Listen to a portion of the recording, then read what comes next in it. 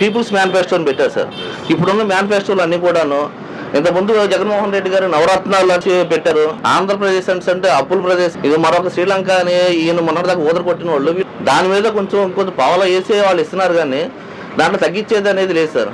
ఈ సంక్షేమ పథకాలను పెడతాం పెంచుకుంటూ పోవడం, తుంచుకునేది ఏమి లేదా సార్ దీనికి? అంతే అంటున్నాను. మనం అపోజిషన్ లో ఉంటే విమర్శిస్తాం, ప్రభుత్వంలోకి రావాలనుకుంటే దానికన్నా ఎక్కువ ఇస్తాం. ఇవే ఇటువంటి కుటిల రాజకీయాలు, వీళ్ళంతా కూడా ప్రజల్ని ఏమార్చే రాజకీయాలు. ఇవన్నీ ఇవ్వడానికి మీరు డబ్బులు ఎక్కడి నుంచి తెస్తారు?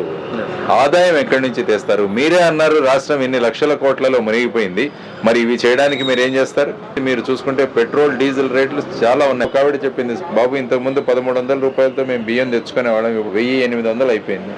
మరి ఇటేదో పథకాలు ఇస్తున్నారంటే అది ఇటువైపు మమ్మల్ని డ్యూటీ చేస్తున్నాడు. For example me property tax తీసుకోండి, ఎలక్ట్రిసిటీ బిల్స్ చూడండి. ఇప్పుడు కరెంటును ముట్టుకుంటే షాక్ కొడుతుంది అన్నారు, ఇప్పుడు బిల్లును చూసి షాక్ కొడుతుంది.